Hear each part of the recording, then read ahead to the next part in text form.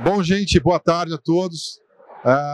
Muito obrigado por terem comparecido aqui para que a gente possa aí falar um pouquinho sobre o sistema de construção em painéis monolíticos.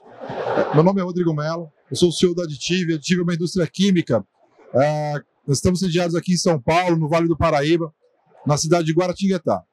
A nossa história remonta a aproximadamente 30 anos aí, produzindo aditivos, adesivos, impermeabilizantes e algumas soluções para a indústria da construção civil. Então, o nosso foco é e sempre foi trabalhar nas dores dos sistemas construtivos em geral. Então, recentemente, agora a gente começa com um processo muito interessante, que é o sistema de construção em painéis monolíticos. Uma construção em EPS, com argamassa dos dois lados, o Walter vai falar mais sobre isso. E essa argamassa ela precisa ser projetada e essa argamassa precisa atender algumas características que o fabricante vai determinar. Então, gente, o meu trabalho aqui hoje é fazer as apresentações iniciais. Caso o Walter, que é o detentor do sistema, conhece muito bem o sistema construtivo e entenda que eu preciso participar ao longo da conversa, eu estou aqui para poder dar um suporte para ele. Sejam todos muito bem-vindos, espero que vocês aproveitem a palestra e vamos fazer a diferença nesse mercado da construção civil. Muito obrigado a todos. Walter, seja bem-vindo, por favor. Boa tarde, meus queridos. Muito bom a gente estar aqui. Então, eu sou grato por vocês estarem aqui, por comparecer aí a essa palestra onde o meu propósito é entregar conhecimento dentro daquilo que a gente já vive aí há alguns anos. E então, sou grato primeiramente a vocês, grato a Deus também por estar proporcionando esse momento aqui, ao Rodrigo também, que é nosso parceiro forte aqui no desenvolvimento da tecnologia, que ela ainda tem bons caminhos para percorrer, e a gente entende que o crescimento ele é contínuo e a gente precisa a todo momento estar em busca de uma melhor performance, em busca de melhores resultados, para entregar aquilo que o nosso propósito de vida diz respeito, que é a construção de sonhos. Então, acredito que nós temos arquitetos, engenheiros, construtores, e todos nós, a visão que eu tenho a respeito disso é que nós não apenas construímos casas, nós não apenas fabricamos painéis, mas, de fato, nós construímos sonhos, é um sonho que é algo universal, de todo o mundo, que é ter a casa, ter uma moradia confortável, uma moradia que vai realmente atender as necessidades da família ali. Então, muito obrigado. O nosso tema, como está escrito aqui para vocês, é câncer em obra de painel monolítico. Tá? E a gente colocou essa palavra para poder chamar realmente a atenção, e é sobre isso que nós vamos falar. Esse câncer, que é uma manifestação patológica aí, nos painéis monolíticos, como evitar. Então, nós vamos trazer aqui algumas situações e compartilhar aí de conhecimento, de aplicações práticas, de soluções tecnológicas para a gente poder evitar esse câncer, essa manifestação patológica. Certo? Então, como funciona? Aí, funcionou. Então, como o Rodrigo falou, meu nome é Walter Dutra, sou engenheiro civil, sou também especialista em fundações e estruturas, sou mentor do Sistema Inteligente de Construção. Então, a gente não chama de casa de isopor ou painel de EPS, a gente não vende apenas um painel, nós trabalhamos com um sistema inteligente de construção, onde a tecnologia que a gente utiliza de EPS com argamassa armada. E sou criador do curso Casa de Isopor, a gente chamou o curso Casa de Isopor para chamar a atenção mesmo, e a gente desmistifica tudo aquilo que se traz aquela primeira impressão a respeito da casa de isopor, ou trazendo realmente o que é a argamassa armada com o núcleo em EPS. Temos uma experiência aí com mais de 20 anos com EPS, então eu iniciei o trabalho com EPS em 2003, mas a nossa empresa ela já tem um período maior aí, já tem uns passos maiores. Eu sou a terceira geração da nossa empresa. Nossa empresa tem 54 anos que está no mercado da construção civil, e pelo incrível que pareça, talvez assim como todos vocês, nós também viemos da construção de blocos, de tijolos. A nossa empresa ela é pioneira na cidade de origem nossa, de Goianésia, no Goiás, onde ali nós temos 2 indústrias cerâmicas, Cerâmica Betel, e temos também a indústria cerâmica em Uruaçu, também Cerâmica Betel. Então, nós viemos da produção de tijolos. Ainda temos dessas 3 indústrias, 2 que estão operando ainda, porque uma terceira está fechada, sem produzir nenhuma peça, desde 2014, porque ela só operava com produção de lajotas. Então, as lajotas, no nosso mercado que a gente atendia, lajota cerâmica deixou de existir. E o propósito de nós estarmos aqui é exatamente entender a evolução da tecnologia no sistema de EPS, que é algo que está crescendo, está avançando e cada vez mais rápido. E isso também causa de contrapartida um perigo, porque às vezes ela avança mais rápido do que se comporta a execução, comporta pessoas treinadas e habilitadas para poder trabalhar a tecnologia. Então, é isso que nos motiva a ministrar curso. Já temos aí mais de 1.500 alunos especialistas em EPS formados no nosso curso especialista em EPS.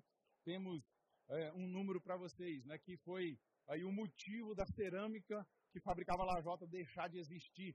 Só no ano de 2022, no último ano agora, o número que eu tenho para vocês, nós vendemos mais de 1 milhão de metros quadrados de EPS para laje. Então, isso daí realmente fez com que, já há um bom tempo, a lajota não performasse na nossa região.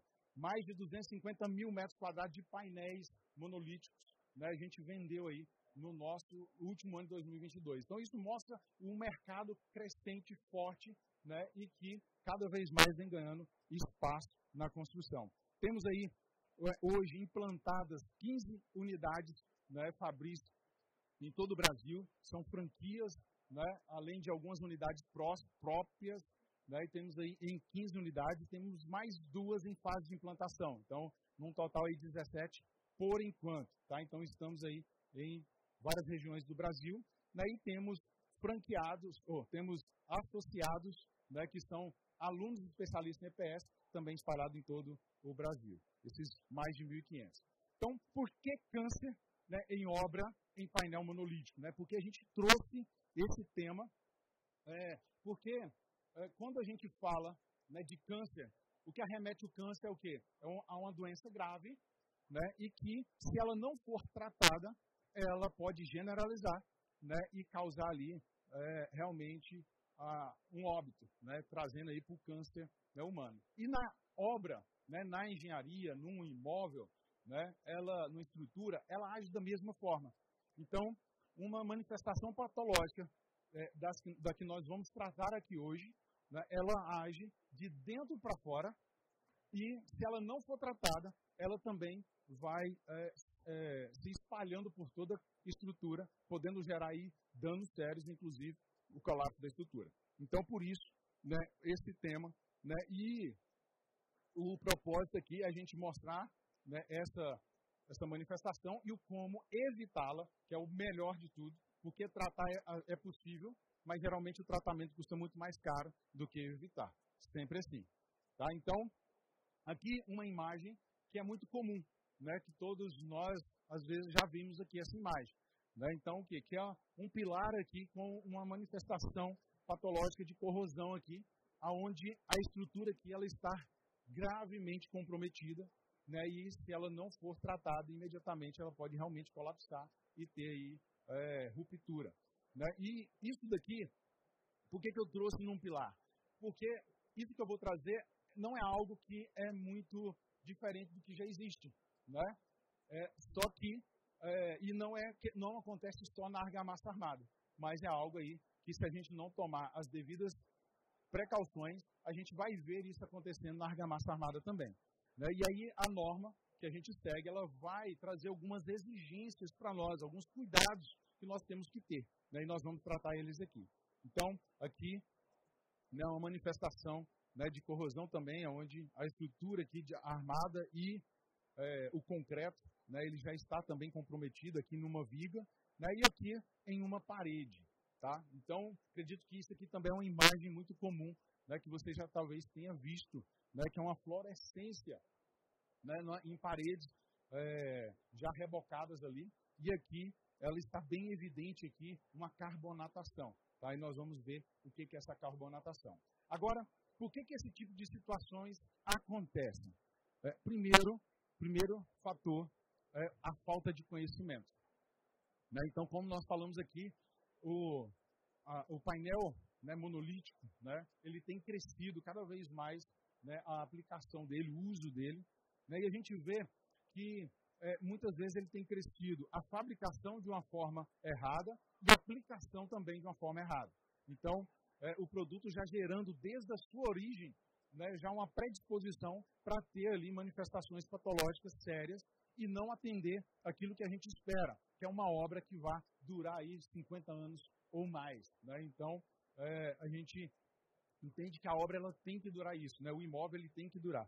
Tá? Mas se eu não tenho o conhecimento de como fazer, né, de o que eu preciso fazer, e simplesmente sai fazendo, com certeza, né, vai ter aí sérios problemas. Então, esse é o primeiro fator. Né? Então, dentro disso, eu quero aqui, né, já também parabenizar vocês, tá, por estarem aqui buscando esse conhecimento, né, sair da casa de vocês, da cidade, né, de vários lugares, para poder estarem aqui em busca desse conhecimento.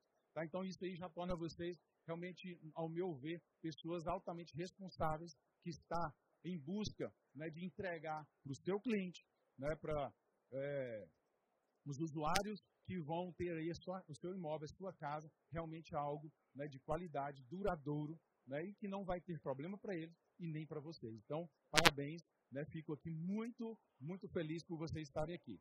E, diante disso, eu me comprometo a entregar tudo que eu conheço aqui a respeito desses itens, tá? Não vamos conseguir falar tudo de manifestações patológicas aqui, né? No nosso curso especialista em EPS, a gente tem um módulo só disso, e aí a gente aprofunda e fala de várias outras manifestações patológicas que é possível fazer, mas hoje a gente quer trazer uma aqui muito importante. E aí esse conhecimento, ele também envolve, né, a falta do conhecimento de norma. Então tem gente que acha que é só um EPS com uma malha de aço, um espaçador, ou nem espaçador usa, né, e vai, né, não vou fazer um reboco, né, e acha que é só um reboco ali, areia, água, cimento, né, e vou fazendo. Né? Então, a falta do conhecimento, realmente ela faz padecer, ela faz, né, traz um prejuízo enorme. E nós, nas paredes Betel, desde o princípio, quando a gente foi trabalhar com o EPS, com a argamassa armada, com o painel monolítico, a gente foi buscar, né, conhecimento a respeito de como fazer o painel, né, e como atender aí, né, as necessidades que que vai gerar longevidade para ele de 50 anos.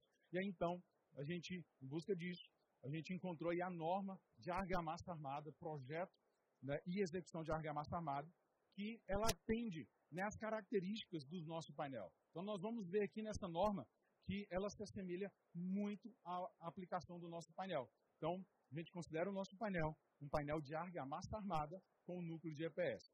Certo? E essa é a norma, se você quiser anotar. Inclusive, né, na bag que a gente distribuiu para vocês aí, quem não tiver, né, depois nosso time vai entregar um para você. Essa bag aí tem um resumo daquilo que a gente está trazendo aqui, tá? Inclusive tem aí o número da norma. Então, 11173, essa é a norma, né? Vale a pena você que vai trabalhar com esse sistema, tenha essa norma, né, na sua cabeceira. Então, vamos aí. Então, a primeira coisa que eu quero trazer de característica que nós precisamos entender a respeito disso. A argamassa armada, ela pode ser vista como um tipo particular de concreto armado. Então, não é simplesmente uma malha rebocada. Tá? Então, primeiro conceito que você tem que mudar. Então, entenda isso como um concreto armado, com um microconcreto. Tá? Deve ser objeto de todos os cuidados inerentes a essa tecnologia. Qual tecnologia? De concreto armado. Então, além dos cuidados que nós vamos ter aqui, também ter os cuidados, né, da norma de concreto armado. Beleza? Outro ponto, o emprego da argamassa armada é recomendado em peças e obras que sejam essenciais, o quê? A redução do peso próprio.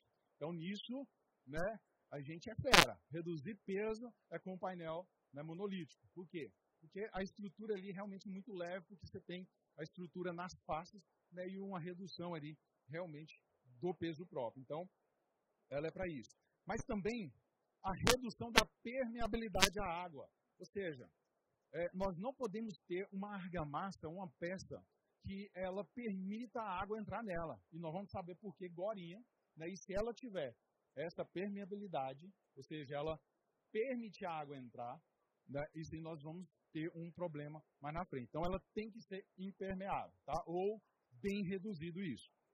Ela também é essencial a redução da abertura de fissuras. Então, a norma aqui nós vamos ver que fissuras é inaceitável. Né? A norma aceita de fissuras 0,1 milímetro de fissura. Vou mostrar aqui na norma para vocês. Então, ou seja, não aceita fissura. Beleza? Opa, passei. E outro item é o quê? Que em ambientes fortemente agressivos, né? Regiões litorâneas, por exemplo, né? Ou condições adversas, a durabilidade da argamassa e da armadura, né? Você deve tomar medidas especiais, comprovadas, para que ela permaneça ali durável e tenha a longevidade. Então, aqui são pontos que a norma já está falando para nós. Ó, você tem que ter isso daqui. Se você não tiver, você vai ter, daqui a pouco, manifestações patológicas. Certo? É isso aí, Rodrigo? Bom, gente, o Walter ele conduziu super bem essa questão em relação à argamassa. E o que ele está trazendo aqui? A gente falou muito hoje sobre, sempre quando a gente começa um processo de construção, em algumas outras palestras a gente começou a trazer isso, o quanto é importante a gente entender o que é que a gente vai construir, quais são os desafios, quais são as dificuldades de canteiro, qual é o terreno, qual é o sistema construtivo. Por quê? Só assim a gente consegue fazer um planejamento adequado daquela obra. Nem sempre a fundação que vai servir num terreno será a mesma fundação para o terreno vizinho, por mais que o sistema seja o mesmo. Eu preciso fazer um mapeamento. Então, quando ele traz todo esse arcabouço aqui relacionado à norma, o que ele vem trazendo? Muitas das questões que nós precisamos pensar em relação ao sistema, a gente já não precisa pensar mais, está escrito. É só seguir. Então, o nosso objetivo aqui, quando a gente pensa na argamassa, no sistema construtivo como um todo, é buscar referências já conhecidas e procurar transpor cada uma das dificuldades de canteiro. Tá? Então, a leitura literal da norma é justamente para mostrar o quanto isso já está mapeado e o quanto de informação a gente já tem disponível para ter um sistema eficiente, com qualidade e que performe super bem. Isso aí, show. Então, vamos seguir aqui. Não vai dar certo, não. Se eu não me escutar, eu não vou saber dosar, né, o áudio que vai chegar para vocês. Daqui a pouco eu estou gritando aqui. Vou virar aqui um pouquinho, vamos lá. É o seguinte. Principais causadores, né, dessas manifestações patológicas. Tá? Então, nós vamos falar aqui o que são essas causas, né, os principais causadores e como nós vamos evitar eles. Então, a corrosão, né, que é o que a gente viu ali, né, ela é o mais comum, né, e nós vamos enxergar como que é feita essa corrosão, como que ela acontece. Né, e como eu falei para vocês aqui, essa corrosão, se ela não for, né, tratada, né, o caminho que gerou essa corrosão, ela vai se generalizando. Então, é um câncer realmente que pode gerar metástases aí na nossa estrutura. Então, as principais causas. Primeiro, a insuficiência ou a má qualidade, né, do microconcreto e do recobrimento da armadura. Então, é o que nós falamos. A gente tem que enxergar que é um concreto, é um microconcreto. E aí, então, a qualidade dele, né, o controle da produção dessa argamassa, né, com os aditivos certos, com os agregados certos. Se isso daí não tiver, né, realmente um acompanhamento ou algo validado, você vai ter sérios problemas, né, ao longo do tempo.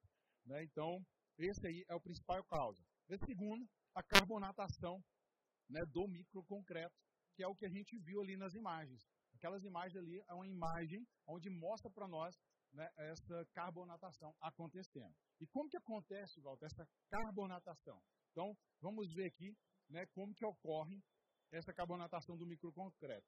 Primeiro, 3 coisas eu preciso ter, né, na estrutura para que inicie ali essa carbonatação. E essas três coisas a gente tem em abundância, tá? É muito fácil ter isso daqui, né? Em todo lugar, a todo momento. Que é o quê? Que é a umidade, né? O gás carbônico e o oxigênio. Então, ou seja, já é propício. Então, se eu não cuidar realmente do meu processo e ter ali um microconcreto, uma argamassa bem feita, assim como o concreto por pilar, aqui a gente vai ter esse problema. Então, eu só preciso disso. E aí, como que acontece isso? Então, rapidamente eu vou mostrar o processo para você. Primeiro, a água, ela vai entrar ali pelo microconcreto, pelas fissuras. Então, se eu tenho fissura, ele é um caminho para a água entrar. Por isso que a norma já fala 0,10 milímetros, 0,1 milímetro. Ou seja, não aceite fissura, porque ele vai ser um caminho para essa água entrar. Uma vez que essa água entrou, ela vai formar ali uma fina camada, né, de água ali naquele caminho, e isso daí vai reagir, né, e vai dissolver o cálcio que tem na estrutura do concreto, do microconcreto. Quando a água entra em contato com esse cálcio, dissolve ele, vai formar ali o hidróxido de cálcio. Tá? Então, esse é o primeiro item que a água já formou ali nessa composição. E aí, também, né, juntamente ali, vai entrar o dióxido de carbono, né, que a gente tem aí em abundância também. Também pelas fissuras, né, ou pelos poros. Tá? Então, não só, a gente está falando da fissura aqui, mas não só a fissura, mas os poros. E aí nós vamos ver aqui, né, como que nós vamos produzir uma argamassa, onde essa argamassa você não tem a porosidade ou uma redução muito grande de porosidade, né, e impedir com que a água entre, com que o gás carbônico entre e aconteça essa reação. Então, o dióxido de carbono entra pelas fissuras, né, ele também vai entrar em contato aí com a água e formar o ácido carbônico. Tá? Talvez isso aqui é um pouco chato, mas eu preciso que você entenda, né, esse processo para ver o que é que vai virar. E aí, então, agora eu tenho o dióxido de cálcio, né, o dióxido de carbono, e juntos, os dois aí, vai formar cristais, que é o carbonato de cálcio. Isso daí, dentro da estrutura, é o câncer que vai começar a reagir, né, e vai formar aquilo que a gente viu ali no começo. Né, uma parede com a frente com cristais ali de fluorescência, né, uma frente carbonatada. E isso, se não for tratado, ele não para. Ele vai entrando dentro da estrutura, né, frente a dentro. Certo? Então, o que é mais importante? A gente evitar isso, né, Rodrigo, o que é mais fácil? Né, a gente evitar que isso aconteça ou querer tratar uma estrutura dessa? Não, é sempre evitar a melhor situação, né? Mesmo porque quando a gente evita esse tipo de manifestação patológica, eu ganho em vida útil da construção. Como que a gente observa na prática essa carbonatação na argamassa? É muito comum, você faz um reboco, faz uma argamassa armada, uma argamassa estrutural projetada, ela tem uma resistência à compressão ali de 25 MPa, que a norma pede, mas essa resistência à compressão, isso é dureza, né? Isso é compressão. Mas a gente percebe também quando eu passo a mão nesse acabamento. Passo a mão, saiu pó, eu tenho baixa resistência à abrasão. Então, existe uma relação direta entre a resistência à compressão e a resistência à abrasão. Então, quando você percebe que aquele reboco está esfarelando, é porque eu tenho baixa resistência à abrasão e, consequentemente, eu já entrei num processo de carbonatação. Efeito secundário da carbonatação da argamassa, dos materiais cimentícios, é a oxidação das armaduras. E aí a gente entra em outros processos, que é como o Walter falou. Você vai criando patologias secundárias daquela primeira patologia que poderia ter sido corrigida. Tá, isso daí, né, então, a gente tem que evitar que tenha. Tá? O como tratar? Nós temos uma vantagem muito gorda muito grande com relação ao concreto armado. Né, um pilar como aquele que a gente viu, né, se ele chega a colapsar, provavelmente, né, é muito grande o risco de toda a estrutura ser comprometida e colapsar por causa de um pilar. Né? Então, às vezes, um pilar que você perde na estrutura ali, ele vai gerar influência em toda ela e pode acontecer de você colapsar toda ela, né, e um prédio cair por conta de um pilar ou por conta de dois pilares. Né? A gente sabe disso, os engenheiros. Quando nós vamos para a parte da argamassa armada, né, a gente tem uma folga um pouco maior com relação a isso, né, que é uma vantagem do sistema. Né? Então, por quê? Como as cargas elas são distribuídas, né, diferentemente do concreto armado, que você concentra tudo e joga ali nos pilares, né, então aqui são um volume de carga, né, muito menor que está sobre a parede. E às vezes você tem só um ponto ali de ainda inicial, né, de carbonatação ou de corrosão, né, e é possível então você retirar aquilo ali, né, e, né, fazer a reposição, né, e em muitas situações, né, nos nossos cursos, né, o pessoal é uma pergunta que é muito comum, né, o quanto que eu posso fazer de aberturas, né? Então a gente permite, né, você fazer uma abertura numa parede sem consultar, né, o fabricante de até 40% do vão. Ou seja, por quê? Porque eu tenho uma folga muito grande ali na distribuição dessa carga, comparado com a carga que está ali. Então, a gente tem uma folga nisso. Então, ou seja, o tratamento, olhando para a estrutura em si da argamassa armada, nós temos essa vantagem, né, de poder fazer esse tratamento. Mas, sempre muito melhor evitar, né, e não ter dor de cabeça. Afinal de contas, nós estamos construindo sonhos, tá? E aí, como evitar? Primeira coisa, nós falamos aí de fissuras, né, que às vezes não é só uma fissurinha, é só uma triquinha, não é algo estrutural, inicialmente não vai ser, né, mas ela vai no futuro, por causa aí da manifestação patológica aqui, né, por causa da carbonatação, virar realmente uma fissura estrutural. E aí, então, nós temos que tratar essa fissura, tá? Então, aqui a norma está lá, ó. Considera uma fissura nociva quando a abertura, né, dessa fissura é superior a 0,1 milímetro. Ou seja, é nada, não aceita fissura. Tá? E aí, então, primeira forma da gente tratar a fissura é com aditivo. Né? Então, aqui nós temos um aditivo, né, que ele vai performar tanto vedando, né, ele torna impermeável aquele ponto ali, ele consegue vedar isso daí e ele tem um poder, né, de elasticidade ali muito grande. O Rodrigo vai falar para a gente como que ele vai agir em uma fissura como essa daqui e o como tratar essa fissura para a gente não ter esse problema, Rodrigo. Perfeito. Isso, na verdade, é um selante acrílico com bastante flexibilidade e elasticidade. Qual é o objetivo? Quando a gente pega uma norma, ele citou muito a 11173, mas nós temos a norma 15575, que é a norma de desempenho. E a norma de desempenho ela diz o seguinte, que nós precisamos garantir a estanqueidade do habitáculo. Então, para que eu possa garantir a estanqueidade do sistema, eu de fato preciso fazer a vedação, preciso vedar a fissura que for surgindo. Então, nós temos um selante, que é o selante Trincas e Fissuras, que ele vai trabalhar com alguma movimentação, tem um ponto de elasticidade e tem bastante flexão, caso essa fissura ainda esteja ativa. Tá? Então, esse é o melhor processo de tratamento. Ele aceita a pintura posterior e ele é estanque. Vamos, Walter. Sim, é mais pelo tempo, gente. Vamos dar uma acelerada aqui, né? Então é o seguinte, o tempo engole a gente, né?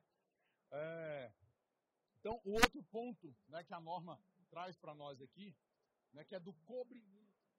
Então, o cobrimento que a gente precisa ter, né, nessa armadura é no mínimo de 4 milímetros, né, para uma região de baixa agressividade ou protegido, ou de 6 milímetros em ambiente, né, não protegido. Né? Então, por que ela está permitindo aqui algo, né, uma espessura tão pequena? Né? E, inclusive, a norma considera a argamassa armada a partir de 12 milímetros, é a espessura mínima de uma argamassa armada.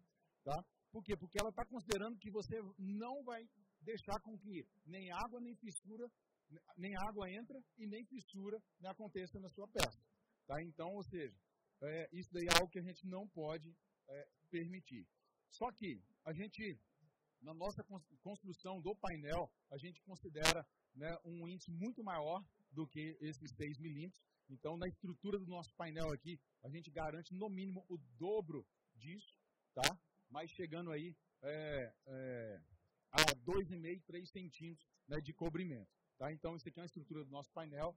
Fica para a gente falar de estruturas, né, ou no curso especialista em EPS, ou em outro momento, que não é o foco aqui. Mas só para vocês verem que o painel ele tem que garantir, né, o cobrimento, a estrutura que ele tem ali, como que a malha está instalada tem que garantir isso daí, porque senão você vai ter o problema. Tá? Medidas especiais precisam, né, ser tomadas, né, em ambientes agressivos, né, e isso tem que ser comprovado.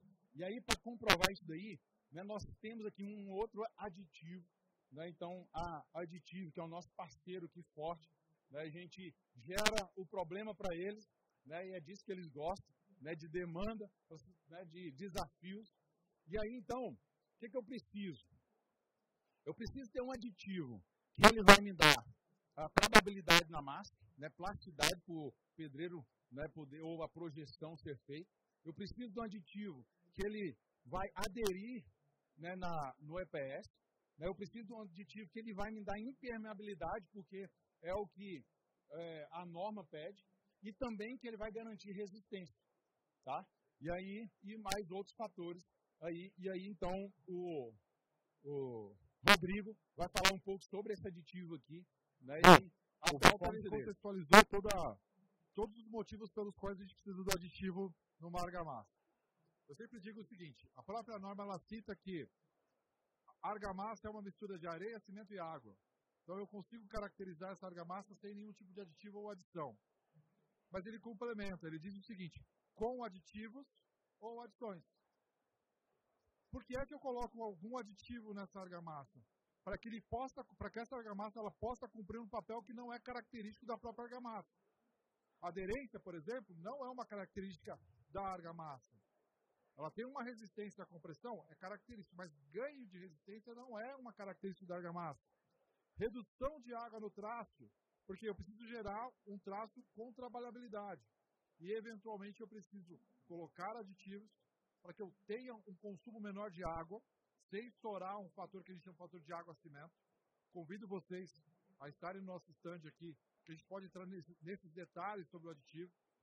Então, eu tenho algumas questões que precisam ser cumpridas. Só para elucidar, num saco de cimento, eu não posso ter menos do que 20 litros de água para cada 50 quilos e nem mais do que 32 litros e meio. Então, eu preciso ficar no meio dessa quantidade de água. Se eu estourar, eu perco muito a resistência e saio fora de norma. Se eu trabalhar muito abaixo disso, eu não consigo garantir a hidratação do cimento. Então, eu preciso trabalhar nessa faixa. Quando eu preciso de mais fluidez ou mais plasticidade e a água que eu coloquei no traço não foi suficiente para chegar naquele ponto de trabalhabilidade, aditivo a massa. Então, o aditivo ele sempre vem para que a gente possa, de alguma maneira, atingir os objetivos daquele sistema construtivo. Tá? E o monoforte não é diferente. Ele vai performar na aderência inicial, na redução da água, na redução da retração, e ele vai trabalhar muito no ganho da resistência da argamassa. Então, assim, a gente pode dizer que a água ela joga nos dois times, né? No time a favor e no time contra. Porque a gente precisa da água, né? Mas se ela for demais, ela é prejudicial para a nossa argamassa. Né? E aí, então, um mesmo traço feito sem aditivo, né, para poder performar esse traço, é muito comum você ver ali, né, um traço ter 2 latas, 3 latas de água. E aí já estourou os 32 litros. Tá? Então, 40, 45 litros é muito comum. Para o quê? Para que tenha trabalhabilidade. E aí, então, como evitar isso? E é o que é com aditivo. Você só vai conseguir performar se você tiver realmente tecnologia na argamassa. Então, pensando em trazer a performance, atendendo a norma, né, é o que a gente trouxe essa demanda, né, para aditivo. Daí temos aí uma solução completa, onde nós temos um painel que ele obedece às normas, um painel que vai performar em resistência, né, e um aditivo que vai performar com relação à argamassa que você vai produzir ali. Porque se os dois não trabalharem junto, nós não teremos os 50 anos de garantia ou de que a norma exige e que a Parede Betel dá, inclusive, né, do sistema. Então, é essencial a utilização do aditivo, porque senão nós não conseguimos garantir isso daí. Certo? Consegue partir para a reta final? Pode ir para a reta final. Tem mais algum slide, Walter? Tá, então aqui, não, o slide que eu tenho aqui, não é só as considerações finais mesmo. Vou só trazer aqui para o pessoal o seguinte. Aqui nós falamos um pouco sobre sobre estrutura, um pouco sobre a manifestação patológica, mas nós temos aqui no nosso curso um conhecimento completo, né, de como você trabalhar com painel, né, estrutural, com painel monolítico. Então, nós tratamos isso em 10 módulos, desde a fundação, né, até a laje. Então, esse aqui é os módulos do nosso curso, né, e se você tem interesse também, né, eu vou deixar o QR Code aqui para você saber mais a respeito desse curso e ser aí um especialista em EPS. Joia, gente, eu começo me despedindo aqui de vocês. Muito obrigado a todos pelo empenho, por estarem aqui. A feira é muito grande, tem muitos assuntos bastante interessantes aqui. Obrigado por ter escolhido o nosso tema.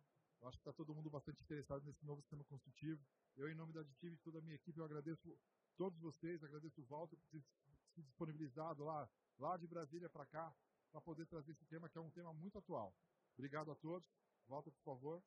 Valeu, meus queridos. Muito obrigado. Tá? Salva de palmas para vocês por estar aqui buscando esse conhecimento, né, que vocês possam aplicar. Conta conosco com as paredes Betel para a gente construir o melhor para os nossos clientes. Beleza?